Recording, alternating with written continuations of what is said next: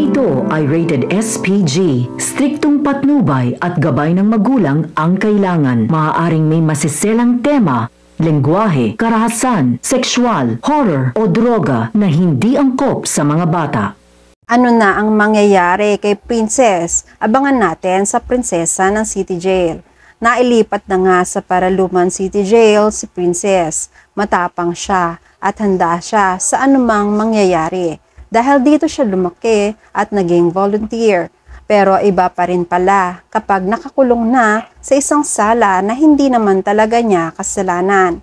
Nalaman na rin ni Dado na nilipat na si Princess sa City Jail. Tinawagan niya ang kakilala niya rito para maproteksyonan at maalagaan o tingnan-tingnan man lang ang anak. Matapos ang mugshot ni Princess, tinawag na siya ng isang babaeng pulis para magpunta sa opisina ng warden. Nagtaka si Princess dahil sa sinabi ng pulis na inaasahan na ni warden ang pagdating niya. Kinausap siya ng warden. May mga bagay na nalaman ang warden sa kanya. Alam ng warden na mabait si Princess at naging volunteer siya dito. Naisip ng warden na maaaring may dahilan kung bakit napadpad si Princess sa City Jail. Nagbabaka sakali na baka makatulong si Princess sa pagpapaunlad ng facility. Pumayag naman agad si Princess dahil may malasakit din siya sa facility. Sinabi ni Princess na gagawin niya ang lahat ng maitutulong niya para sa ikauunlad ng lugar. Natuwa naman ang warden. Magaan ang loob niya kay Princess.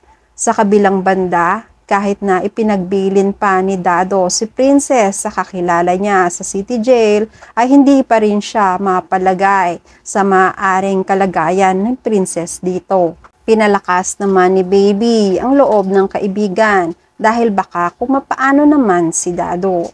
Sinabi ni Baby na wag nang mag-alala dahil hindi pa maayos ang kanyang kalusugan. Wag nang munang mag-alala kay Princess dahil sanay na naman ang anak sa kulungan. Dahil dito naman lumaki si Princess at nagkaisip. Matapang at matatag si Princess. Kahit nag-aalala si Dado ay tumahimik na lang muna siya. Umaasa na sana malampasan ni Princess ang kakaharapin nitong mabigat na pagsubok. Samantala nakarating naman ang balita sa buong City Jail na maganda ang turing ng warden kay Princess na dahilan na pagsiselos ng mga preso sa baguhang presong kadarating lang na si Princess. Naging bulong-bulungan at sumikat si Princess sa mga siga ng selda. Palagay nila ay may bagong paborito na naman ang warden nila. Pag-iinitan nila si Princess.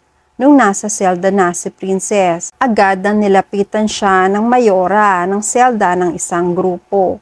Pinakitaan agad ng sindak si Princess para paalalahanan na siya ang siga at may sarili siyang batas sa loob ng selda. Nagulat naman si Princess, sinaktan siya ng mga siga.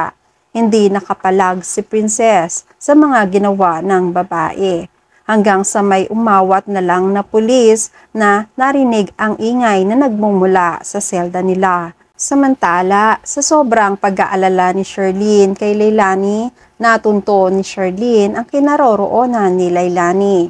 Nakarating si Sherlyn sa bahay na pinagtataguan ni Leilani. Unti-unti niyang pinasok hanggang sa natagpuan ni Sherlyn si Leilani na nakahandusay. Gulat na gulat si Sherlyn. Natatakot rin siya para kay Leilani. Agad niyang nilapitan si Leilani. Tutulungan sana niya si Leilani pero nakaabang na pala si Divina. Nakapagplano na si Divina sa bandang likuran ni Sherlyn. May hawak siyang pamalo na ipupukpok niya sa ulo ni Sherlyn. Galit na galit si Divina. Dahan-dahan siyang lumapit kay Sherlyn. Handa na sana niyang pukpukin si Sherlyn pero may narinig siyang yabag at ingay sa labas na naging dahilan para hindi na ituloy ni Divina ang plano. Dahan-dahan na siyang tumakas para hindi na siya makita pa ni Sherlyn. Pero dahil sa pagtakas niya, nakita naman siya ni Onse. Nagtataka si Onse kung ano ang ginagawa niya rito. hanggang sa sinilip niya, hanggang sa hinabol ni Onse sina Divina. Sinigaw-sigawan niya at alam niya kung ano ang mangyayari. Pero hindi nagpasindak ang driver ni Divina at hinabol siya. Hinabol siya ng sasakyan hanggang sa pinaandar niya at babanggain itong si Onse. At yan ang mga pakakaabangan natin sa Prinsesa ng City Jail.